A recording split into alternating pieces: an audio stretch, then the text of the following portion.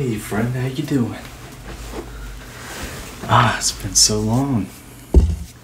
Yeah, I know, it's been a while. It's good to see you though. Yeah, I'm about to freeze. It's cold out there. You can probably hear the wind through the window. Yeah, so how's life been with you? Good, good. Well, you look good. If you feel as good as you look, it can't be so bad. Yeah. I had to get some coffee to warm me up. And I got you a present. Us a present. I think we're both going to enjoy it. But I got this Life copy of Mr. Rogers Special Edition. Yeah, it's a really long read, but we can definitely look at all the pictures and stuff.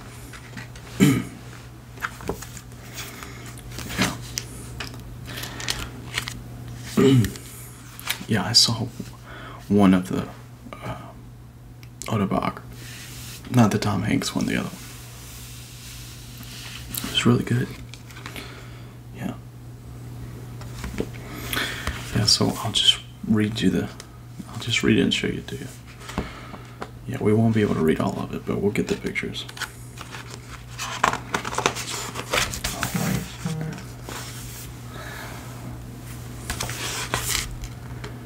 And then this is the opening one with Mr. Rogers and all of the characters of Make Believe Land, I think. There's him with the trolley at the beginning.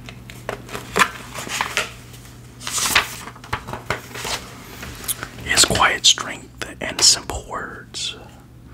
When Mr. Rogers' Neighborhood went national in 1968, it was a low-key affair with handmade puppets and a cardboard castle.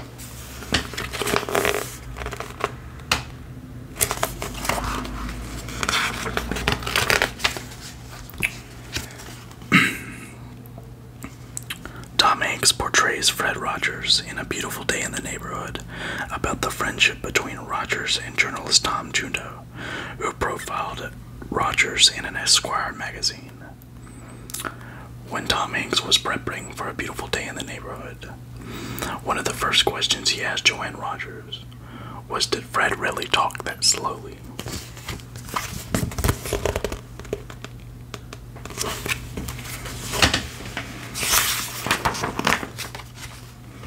A man in pictures, indelible images from a life-changing career. Great connection. An iconic photo of Fred Rogers, the TV host, was greeted by Tommy Pahamas in 1978 at what is now the Children's Institute of Pittsburgh. Pahamas suffered a variety of health conditions, but they did not affect the 4-year-old's disposition, said his mother, who called her son the life of the party.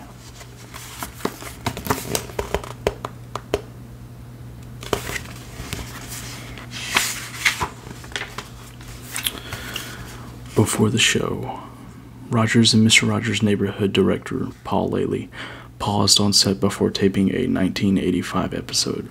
Rogers referred to this space as his television house, so children would know it was not his real home where he lived with his family. Over more than 30 years of production, the look of the television house barely changed.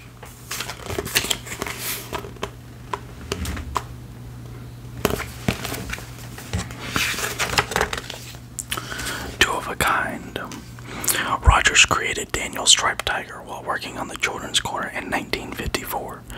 The Timorous Wildcat stayed with his creator for more than 50 years. The puppet, considered Rogers' alter ego, shared a number of traits with the television host. He was soft-spoken, sensitive, a worrywart, and even color-blinded.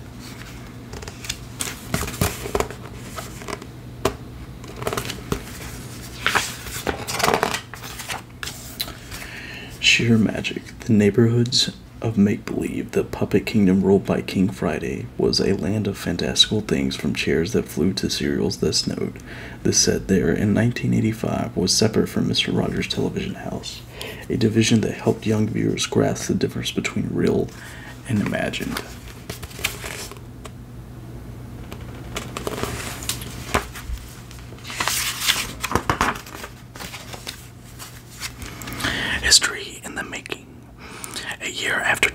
Dr. Martin Luther King Jr. was killed, Mr. Rogers invited Officer Clemens, played by Francis Clemens, to share waiting in a pool with him.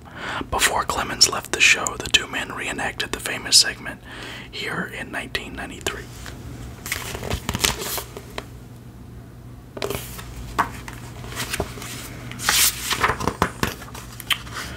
Rogers was a sensitive child who was bullied by his peers, and as an adult, he tapped into that experience to help young viewers cope.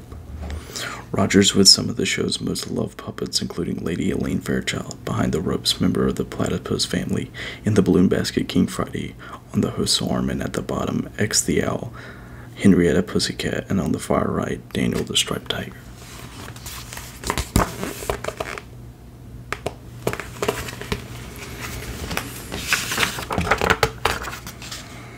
The Rogers family, circa 1948, from left, Mother Nancy Rogers, maternal grandmother Nancy McFeely, Fred's sister Laney, and his father James.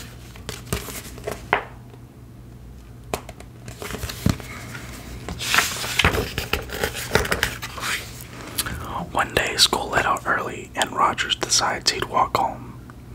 Just then, a bunch of bullies yell, "Fat Freddy, we're gonna get you," and he freaks out.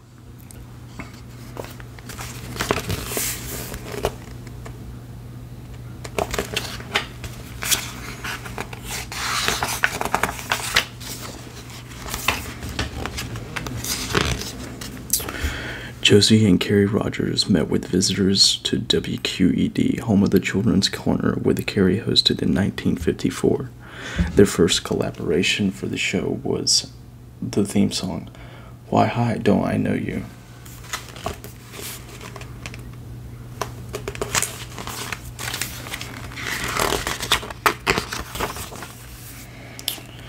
One of the Mr. Rogers' favorite characters was Bob the dog, played by Bob Thoreau, whose picture Rogers holds here in 1992 while howling. Opposite, Don Brochet, David Newell, Betty Abilene, Rogers, and Joe Nigiri. While living in New York, Rogers would stop in at St. Patrick's Cathedral and pray each morning before reporting to work at 30 Rockefeller Center.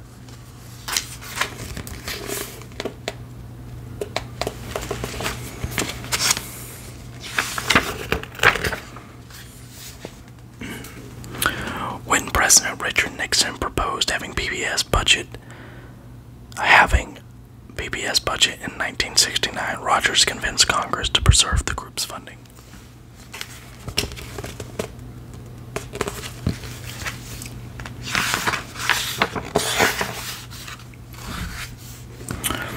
Rogers spoke to a group of elementary school students in Chicago in 1994.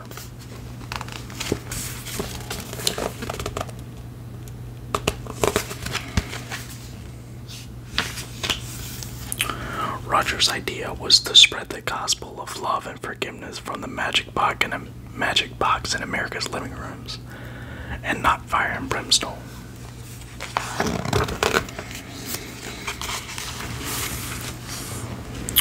Thousands of children showed up to celebrate Mr. Rogers' Day at the University of South Dakota in 1973. And that's him at the library.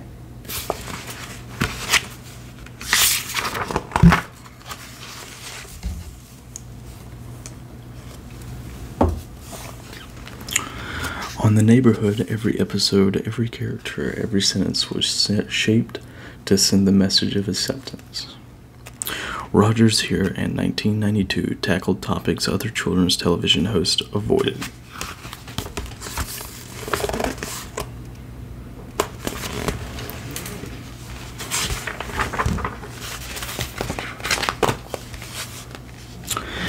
At the end of each episode, Mr. Rogers told his audience, "You've made this day special by just your being you."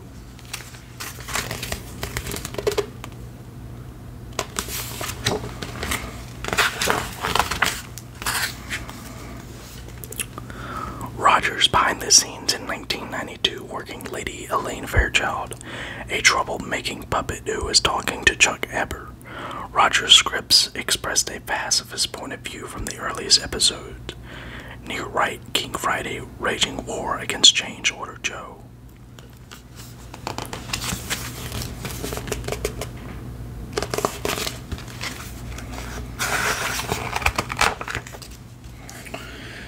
David Newell, Mr. McFeely, and Mr. Rogers prepared in the dressing room of Mr. Rogers' neighborhood. The two men became close friends over the course of the show's run.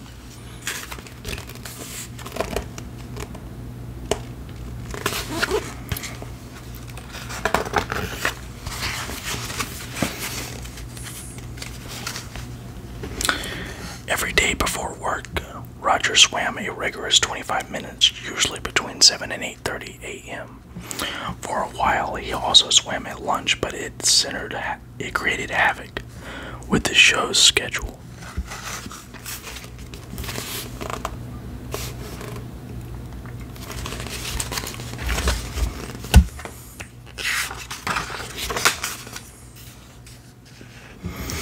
During the episode Tilted Up and Down, a domino display artist visited the WQED set and helped set up a colorful layout. Later, when Joe Nigiri, who played the music shop owner, tipped over one small block, all of the dominoes fell over in a pattern.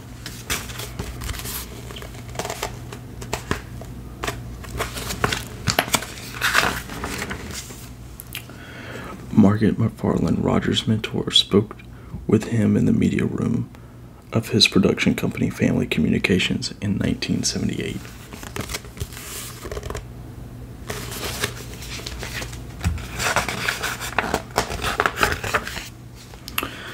For Rogers, there was no better way to express emotions and ideas or to work out difficult feelings than through song. As part of the neighborhood's Bass Violin Festival in 1985, 3 women dressed with representations of the instruments on their heads.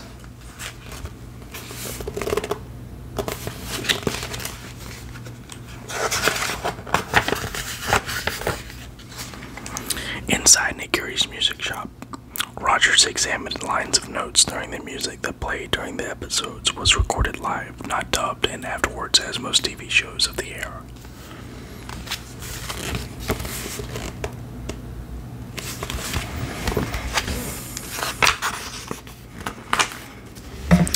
Rogers often spoke of the ways music sustained him when he was lonely, pudgy, bullied rich kid back in Latrobe.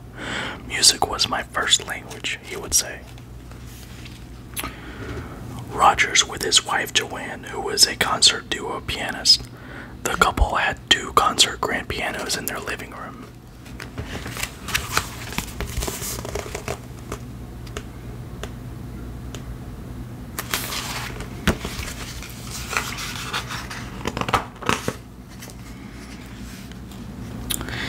In the WQED studio, Rogers relaxed with his friend Johnny Costa, the show's musical director, arranger, and pianist.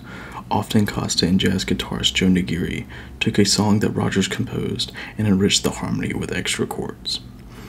When the excitable Bob Dog first arrived on the show, he had a cage over his head to keep himself from misbehaving. Still, he remained active, playing football and fetch and dancing, and in one of the famous episodes, Bob accidentally fell from a tree when retrieving a ball.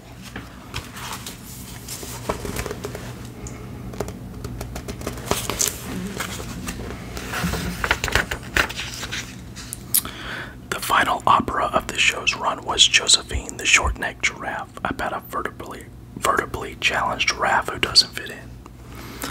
Rogers learned piano as a child after family trips to New York City to see Broadway shows and opera. Rogers would play the music he had heard from memory.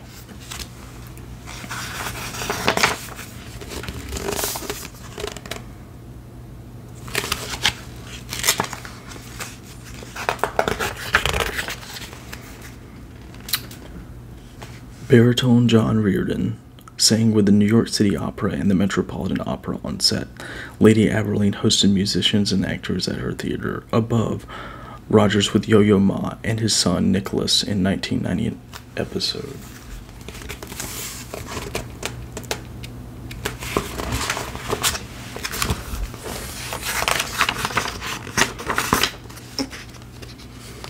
He could find pleasure and sometimes relief by just going to the piano and improvising. That is what he enjoyed the most, just to sit down and play. Rogers took a stretch break on the set of Nigiri's music shop.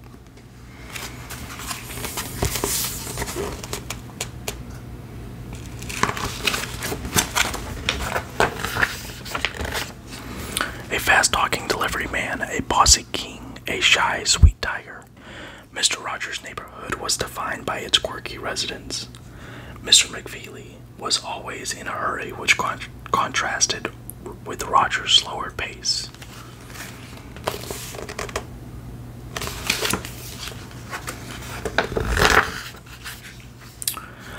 Jeff from Pittsburgh candy maker Edward Mark shows Chef Brochet and Rogers how to use a taffy pulling machine in an episode from 1975.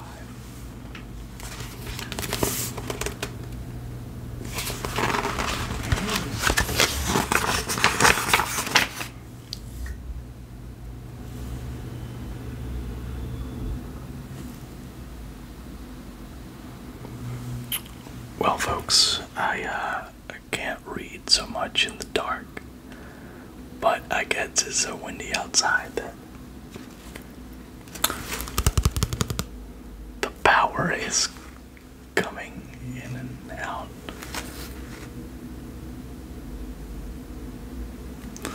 This is weird. You know what? We're gonna keep the show rolling.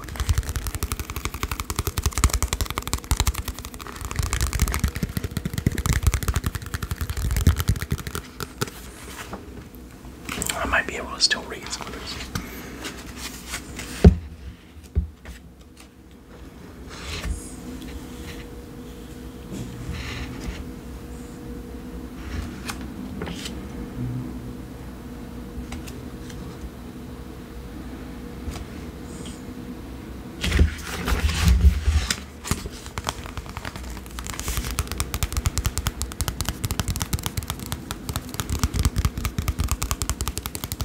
I'm not getting when it's like almost hurricane winds outside. You know what? I'm gonna light a candle. We're gonna finish this video.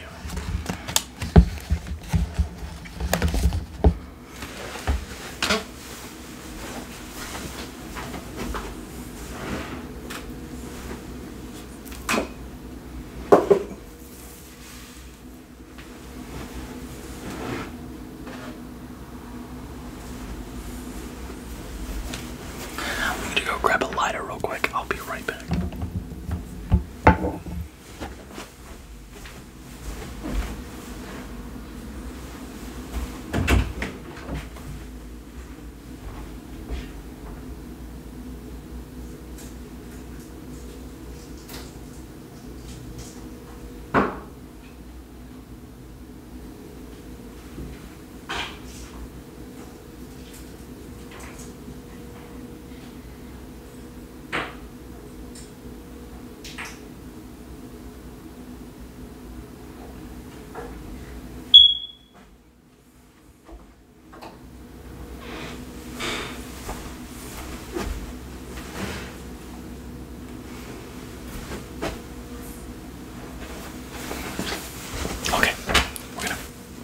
This.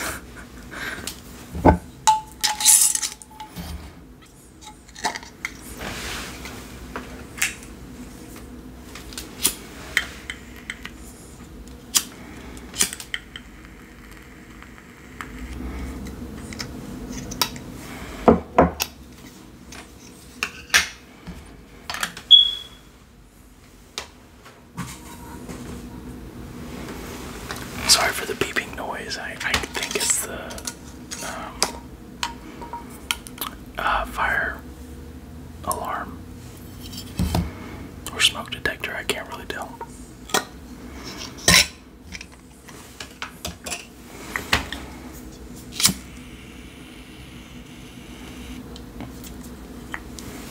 Okay, so.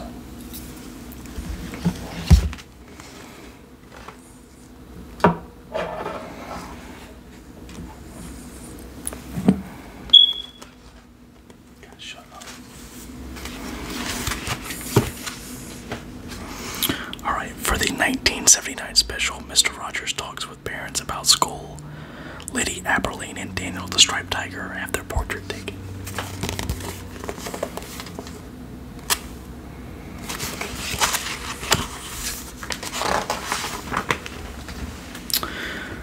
Clemens had a misgivings about playing a cop.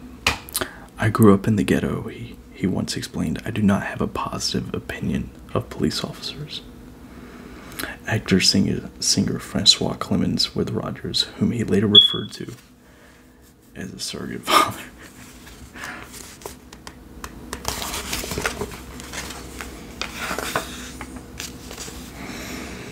Rogers and King Friday, to make the date less scary for children, whenever it was Friday the 13th, King celebrated his birthday.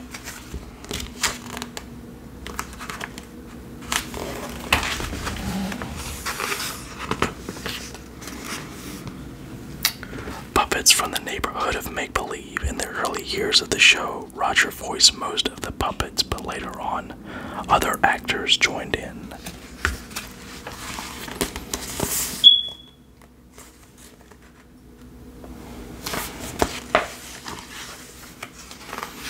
See, this is what I get for trying to make a video. My power goes out. The good-natured, tie-wearing puppet Cornflake especially makes rocking chairs. X the Owl lives in an oak tree.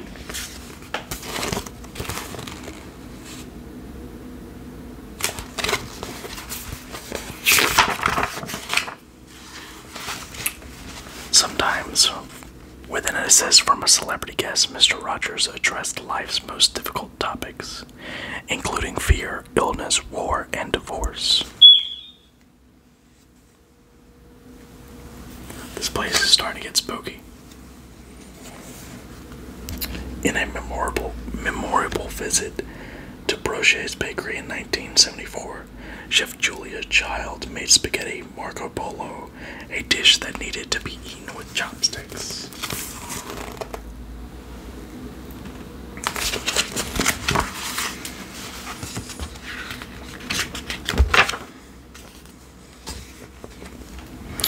To show that the Wicked Witch of the West wasn't real, Margaret Hamilton appeared on the program and changed into classic black dress and a pointed hat and cackled loudly.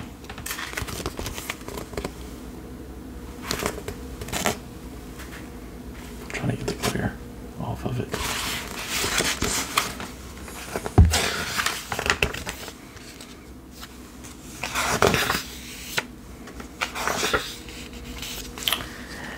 Years after his final show and 16 years after his death, Fred Rogers' message of acceptance resonates as powerfully as ever.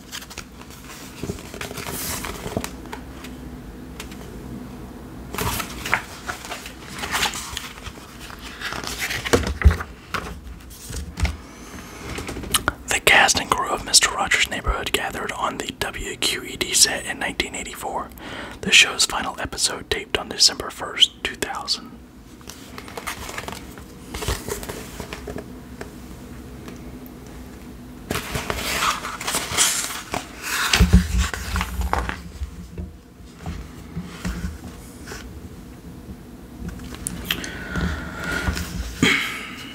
Mr. Rogers and his wife Joanne on the beach in Nantucket, Massachusetts in 1992.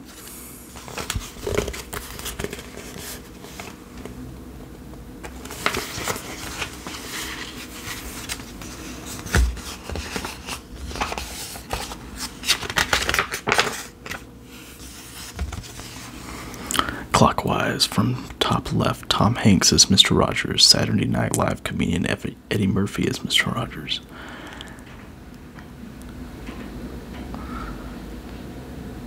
Daniel the Tiger, now the star of his own animated show on PBS, George W. Bush, awarding Rogers the Presidential Medal of Freedom. In 2002, the U.S. Postal Service dedication of Mr. Rogers' Forever stamp in 2018.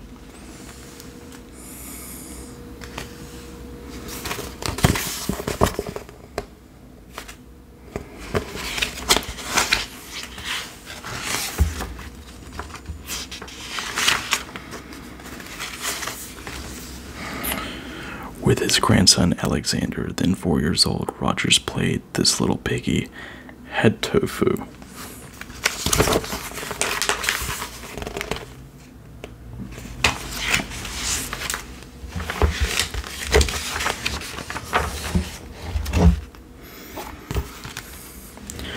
One of of Fred Rogers' signature sweaters knitted by his mother, Nancy Rogers, is stored in the vault at the Smithsonian American History Museum.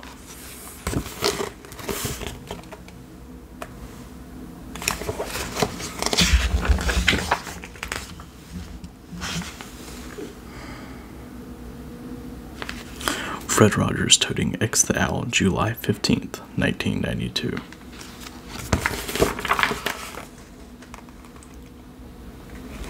And that's the end. And on the back, it says, "Beautiful days, Mr. Rogers' timeless vision of kindness included gentle humor and lifted generations of young viewers and inspired Tom Hanks in his portrayal of Rogers on the big screen."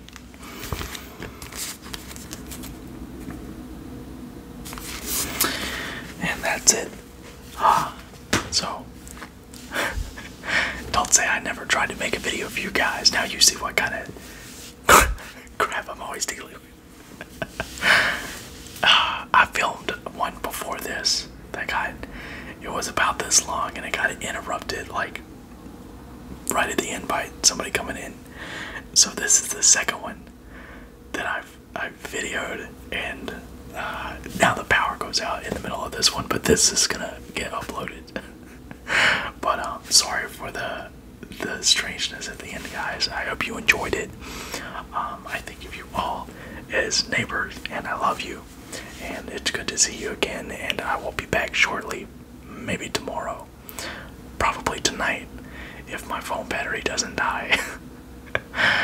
But I hope everybody has a great rest of your day. Be safe out there. I know it's bad weather in a lot of places, so stay warm and be safe, and I'll see you soon.